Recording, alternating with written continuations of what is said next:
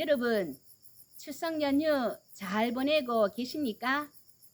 일상의 삶을 잠시 내려놓고 가족들과 함께 감사와 풍성함을 누리는, 그리고 이웃들과 작은 사랑을 나누는 감동적인 명절 되시기를 바랍니다.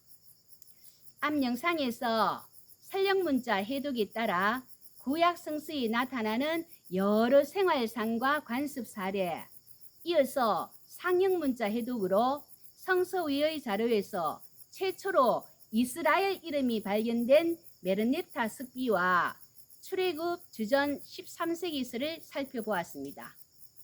추석을 맞이하여 오늘은 성서 외의 자료에서 최초로 야훼의 이름이 발견된 모압 습비와 성경에서는 강과한 오므리 왕조, 그리고 현재 단계에 발굴한 중요 인물에 대하여 한번 들어보시지요.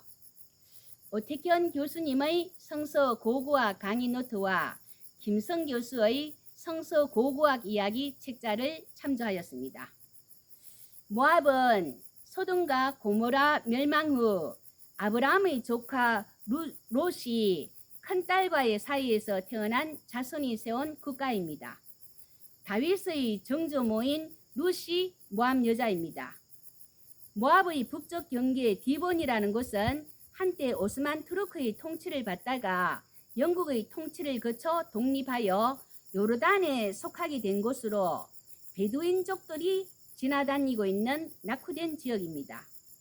1868년쯤 독일 클라인 목사가 에돔 지역의 옛 길라레셋이라는 오늘날 케락성 선교차 방문을 위해 예루살렘을 출발하여 요단강을 건너가던 중 이곳 디본에서 고대어가 쓰여진 검은 돌을 어느 부족이 가지고 있다는 것을 발견했습니다. 이를 스케치하여 예루살렘 주재 독일 영사관에게 알리고 베들린 도서관에서 구입하라. 땅 주인은 너 인근 아는 부족에게 부탁하다 무산되었습니다. 그러자 영국, 프랑스에서 관심을 갖게 되고 서로 가지려고 비싼 가격 부르고, 이에 프랑스가 그 내용이라도 파악하고자 탁본을 하는데 베두인들은 총수화되고 구사일생으로 탁본 성공하였습니다. 베두인들은 그 돌에 적힌 글을 읽지도 어떤 언어인지도 몰랐습니다. 그러나 그것이 페니키아어와 유사한 모압어로 기록된 것임이 밝혀졌는데, 그 글자에는 나 모압 왕 메사는 이라는 말로 시작하고 있습니다. 메사는 성경 열왕기하 3장 4절, 모압 왕 메사는 양을 치는 자라. 새끼 양 10만 마리의 틀과 순양 10만 마리의 틀을 이스라엘 왕에게 바치더니, 여기에 등장하는 인물입니다. 역사적 실존 인물인 메사왕, 그것도 이스라엘 왕에게 조공을 바치다니 궁금하지 않습니까? 잠시 후 공개하겠습니다. 그 모압 습비는 후에 깨졌다는 소식이 들려왔습니다. 왜 깨어졌는가? 그 이유에 대해서는 베두인들이 이것 쪼개서 팔면 돈 되겠다.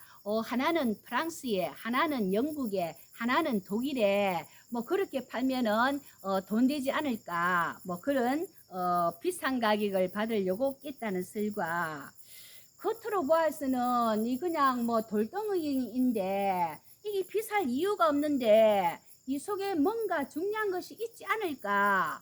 그렇게 해서 불로 그 돌을 달구고 찬물을 위에다 끼얹고 이렇게 해서 끼워졌다는 설이 있습니다.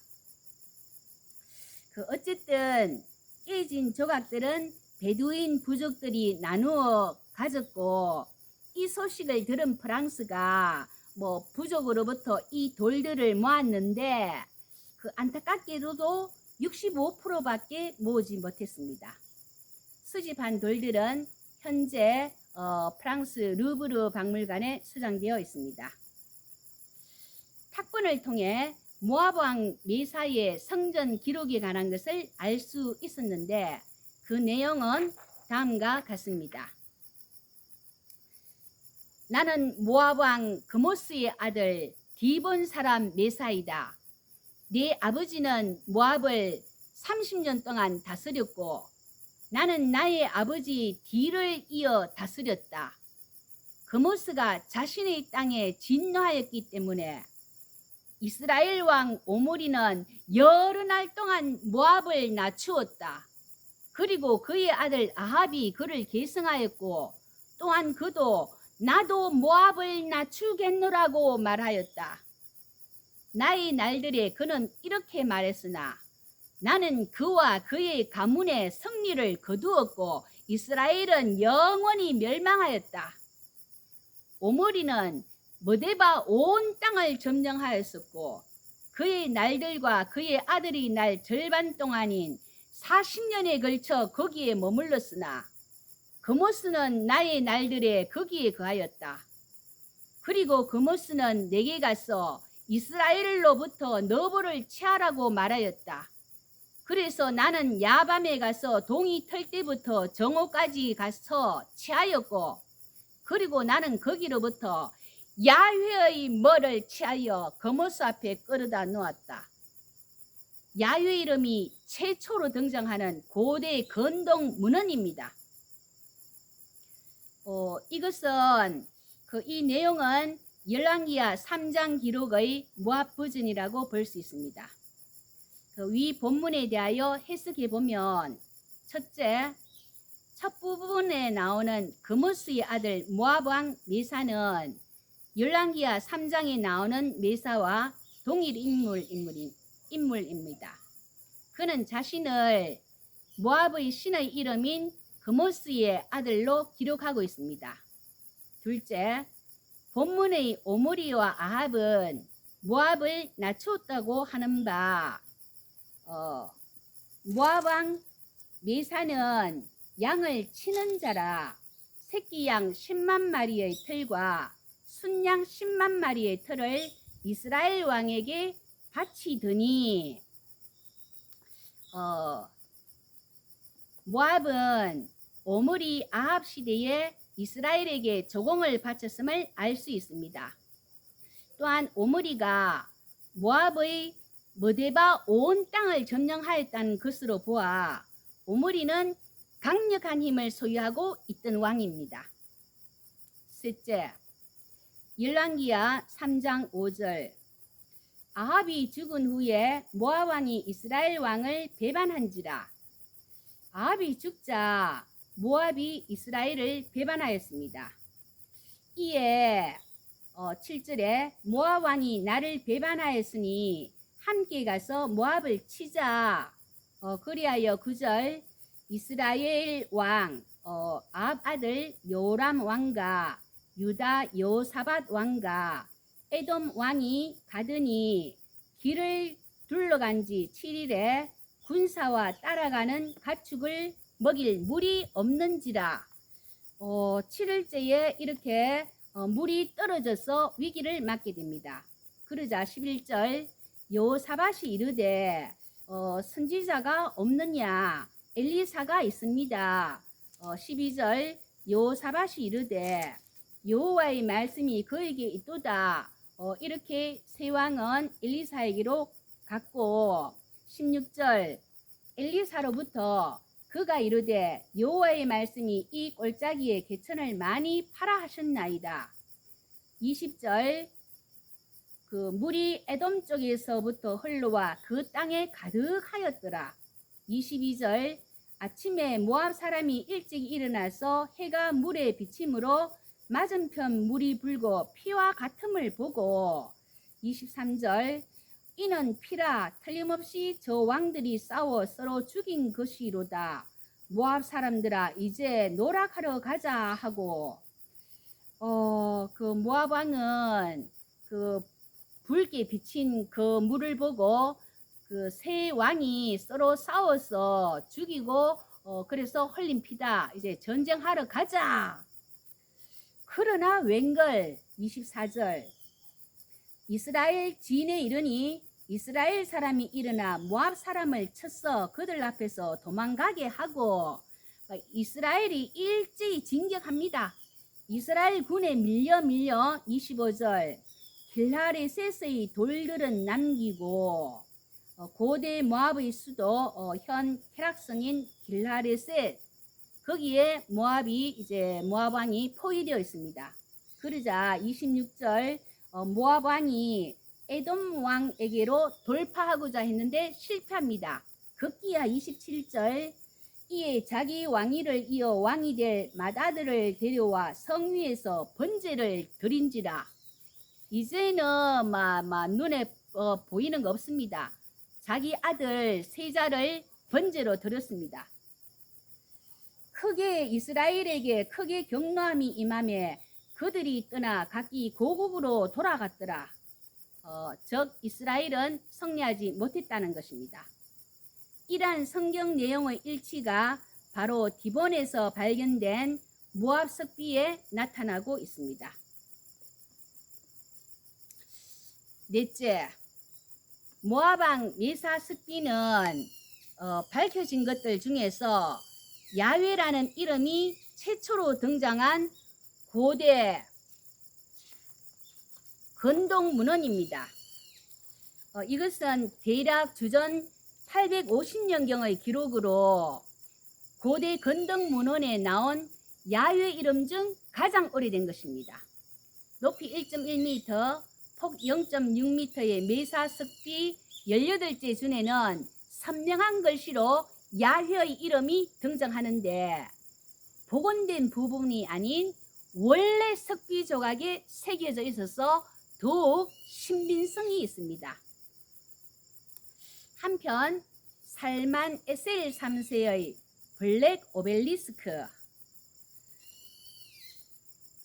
라이프 성경 사전에는 그리스강 상류 지역, 오늘날 이라크 지역인 아수르 왕으로 지중해까지 정복하고 그 후 수리아의 하사엘을 멸망시키고 두로와 시돈 그리고 북이스라엘 왕 예후로 하여금 공물을 바치게 하였다 되어 있습니다. 그 대형 박물관 소장인 이 살만 에셀 3세의 블랙 오벨리스크 이 내용을 보면 오므리의 아들 예후 그가 은금 황금대접 황금관 받침 있는 황금 술잔들 황금물 주준자 납 왕의 손에 질 홀들 창들을 나는 그로부터 받았다. 여러분 오므리의 아들 예후 맞습니까? 아니죠. 오므리와 예후는 혈연적으로 아무런 관계도 없습니다. 도리어 그 예후는 오므리 왕조를 몰살시킨 사람입니다. 이세벨과 바알 숭배자들을 죽인 혁명가이나 안으로 살육을 저지르고 이를 성신의 제단 아시리아 우상을 섬기고 밖으로 강대국의 굴욕적 외교를 하였습니다. 이 오벨리스크에는 코를 땅에 대고 엉덩이를 하늘로 들면서 조아리고 있는 사람의 형상이 나오는데 이 굴욕적인 모습이 이스라엘 왕 예후입니다. 호세아 1장 4절 그 이스라엘의 피, 이스라엘 사람 나봇의 피, 이세벨의 피, 아합 아들 70명의 피 등 그 이스라엘의 피를 예후의 집에 갚을 것이며 이스라엘 족속의 나라를 폐할 것임이니라. 결국 북이스라엘은 호세아 왕 때 아수르 살만에셀 5세에게 망합니다.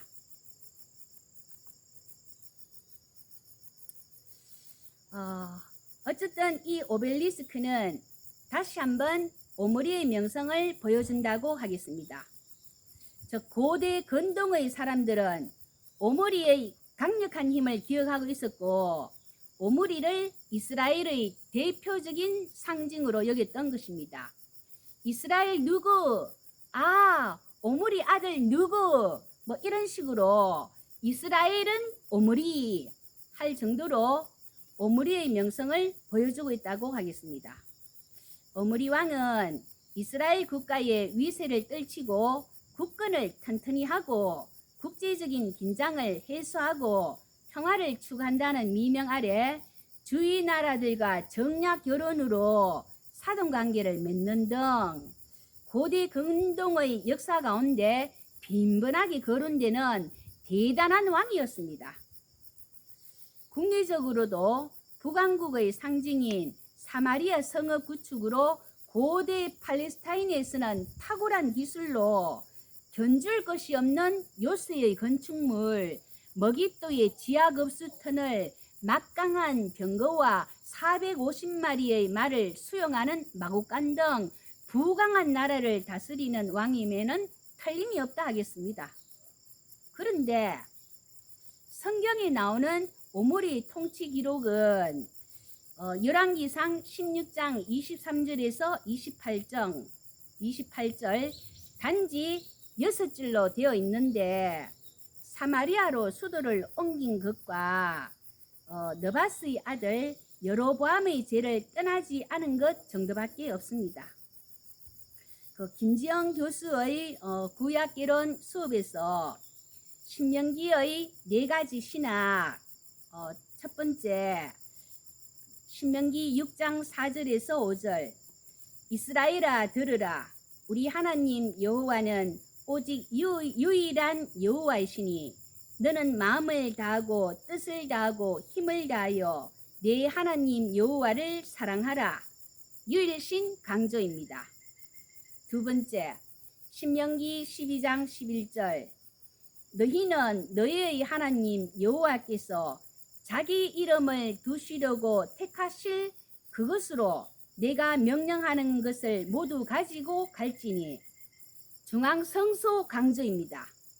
세 번째 신명기 20장 16절에서 18절 오직 내 하나님 여호와께서 내게 기업으로 주시는 이 민족들의 성읍에서는 호흡 있는 자를 하나도 살리지 말지니 이는 그들이 그 신들에게 행하는 모든 가증한 일을 너희에게 가르쳐 본받게 하여 너희가 너희의 하나님 여호와께 범죄하게 할까 함이러라. 가나안에 대한 부정적 평가 신명기 27장 19절 객이나 과나 과부의 송사를 억울하게 하는 자는 저주를 받을 것이라 할 것이요 모든 백성은 아멘 할지니라. 사랑과 정의의 공동체 신명기의 4가지 신학 유일신 강조 중앙성소 강조 가나안에 대한 부정적 평가 사랑과 정의의 공동체 이것으로 평가하기에 신명기 사가의 눈에는 오므리의 신앙심 아합의 신앙심 외에는 어떤 것도 관심과 고려의 대상이 아닙니다. 따라서 중앙성소를 어기고 유일신을 지키지 못한 왕으로 아무리 국내적 국제적으로 뛰어난 업적을 쌓았더라도 하나님과의 신앙적인 관계가 바르지 못하면 신명기 역사서에서는 가차없이 부정적으로 평가될 수밖에 없습니다. 이방과의 뒤얽힌 관계, 태폐적인 이방 간섭들, 언약의 법에 대한 경시와 이방 신들의 숭배 등 오므리 왕가의 정책이 수반된 모든 것이 선지자들이 대변하고 있는 것과 정면으로 배치되었음을 성경을 통해 볼 수 있습니다. 여러분, 메소포타미아 지역에서 이스라엘로 대변되던 강력한 군주 오므리처럼 세상적인 평가에 의해서는 알아주고 명성을 떨치기도 하지만 성경을 통해 그래 오므리 대단한 사람이었어 그랬나요? 그게 아니야. 하나님의 평가는 나라가 크고 작음, 강하고 약함이 있는 것이 아니라 얼마만큼 신실하게 하나님을 섬겼는가. 이름도 빛도 없이 신실하게 믿는 자, 진정 하나님의 큰 평가를 받으리라. 신앙의 역사는 말해주고 있습니다. 열왕기상 19장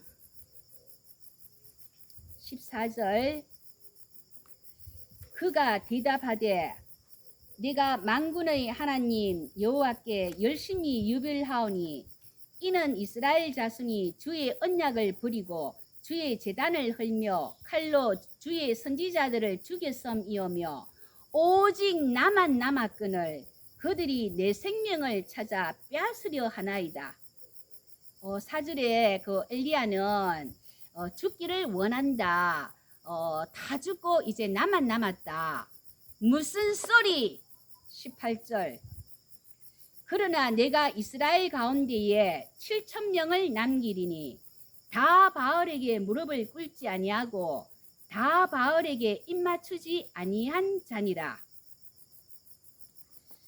사방으로 우겨쌈을 당하였습니까? 나만 남았다고 생각하십니까? 용기를 내십시오. 하나님을 바라보십시오. 나의 도움이 어디서 올꼬? 주위를 봅시다. 분명히 있습니다. 하나씩 짚어보시면 확인하실 수 있습니다.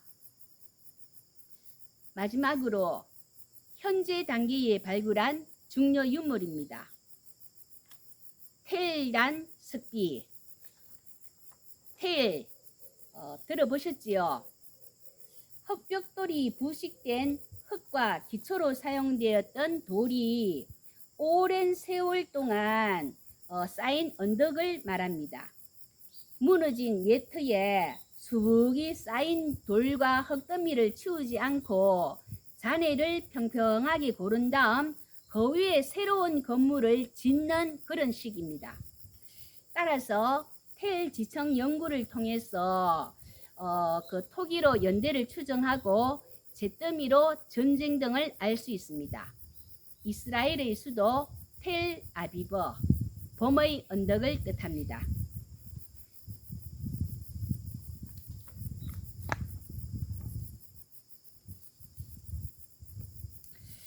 1993년 이스라엘 국립박물관 소장의 텔단 석비. 그 이전까지는 여러 고고학 발굴 결과 오므리 예후와 같은 왕의 이름은 많이 등장하고 그 왕들의 역사성은 입증되었는데 이상하게도 다윗의 이름은 성경 이외의 어떤 자료에 등장하지 않아서 다윗이 실제 인물인가 하는 의문이 들기도 하였습니다. 그러다가 1993년 이스라엘 북부의 텔단에서 새카만 돌 조각을 발견하였습니다. 원래 단 지파는 중부 지역을 분배받았는데 해안에 이미 정착해 있던 블레셋 사람들 때문에 할 수 없이 북쪽으로 올라가 맑은 물이 흐르고 숲이 우거진 도시 네셈을 그 여호수아 19장 47절 그런데 단 자손의 경계는 더욱 확장되었으니 이는 단 자손이 올라가서 네셈과 싸워 그것을 점령하여 칼날로 치고 그것을 차지하여 거기 거주하였습니다. 그들의 조상 단의 이름을 따라서 네셈을 단이라 하였더라. 요단강이라는 이름은 원래 단에서 흘러 내려온다는 뜻이며 원류 중 단의 셈이 가장 규모가 크다고 합니다. 길이 32cm, 폭 22cm 크기의 텔단 석비에는 아람의 한 왕이 이스라엘의 왕을 죽이고 정복하는 내용이 나오고 있습니다. 다메섹 아람 왕 벤하닷이 유다의 아사에게 조공을 받고 이스라엘의 바사를 죽이고 단을 정복한 이야기가 열왕기상 15장 16절에서 22절에 나옵니다. 그런데 이 석비를 더욱 유명하게 만든 것은 아홉째 줄 베잇 다빗, 즉 다윗의 집, 다윗 왕조 아람어로 적혀 있었습니다. 이로써 역사적 다윗에 대한 의문이 해소되고 다윗 왕조의 역사성을 확정해 주었습니다. 모압 석비에서 이스라엘은 오므리,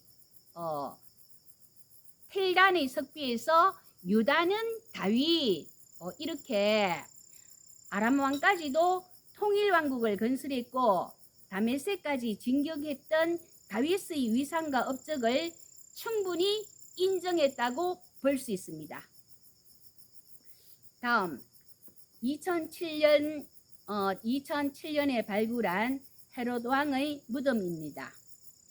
2007년 이스라엘 히브리 대학 에후드 네쩌르 교수가 이끄는 발굴팀이 1972년부터 약 35년간의 발굴 끝에 드디어 베들레헴 앞 유다 광야로 헤롯 왕이 그의 생전에 인공으로 쌓아 올린 요새 및 궁전인 헤로디움의 중턱에서 헤롯의 무덤을 발굴했습니다.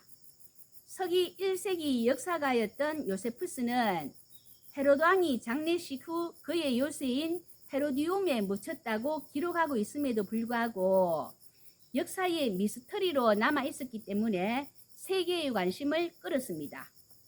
헤롯 왕은 2000년 전 멀리서 경배하러 온 동방 박사들에서 유대인의 왕이 나셨다는 소식을 듣고는 예수가 유대인의 왕이 될 것을 우려해 당시 2살 이하 사내아이를 모두 죽이라고 명령한 마태복음 2장 16절에 나오는 장본인입니다.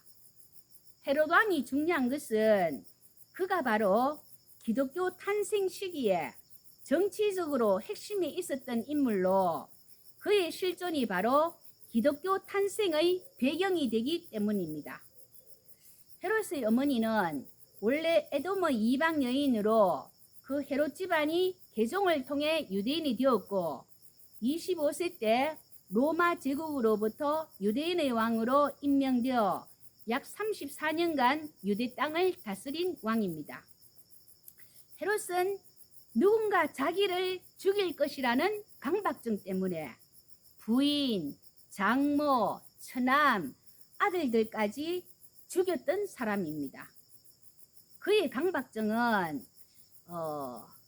어디서든 반란이 일어났을 때 1시간 만에 몸을 피할 수 있는 난공불락의 요새 헤로디움, 베들레헴의 헤롯 무덤 발견된 곳, 마사다, 로마 최후의 항전 장소, 마케루스, 요단강 건너편 요르단 지역으로 세례 요한이 처형된 곳, 이들 요새에는 최소한 3년을 버틸 수 있을 만큼의 군인과 물, 양식을 늘 준비해 주었고 죽은 이후에도 자신의 무덤을 사람들이 파헤칠까봐 알리지 않았던 것입니다. 하늘나라에 가면 무식하게 띵하게 있으면 되겠습니까? 부지런히 성경을 읽고 또 읽어서 그분이군요. 이 부분 궁금했는데 네, 그렇군요. 이제서 소상히 환하게 보이네요. 성경에서 만났던 분들 반갑게 인사 나눌 수 있는 그런 든든한 믿음을 소유하는 여러분 되시기를 예수님 이름으로 기도합니다. 아멘.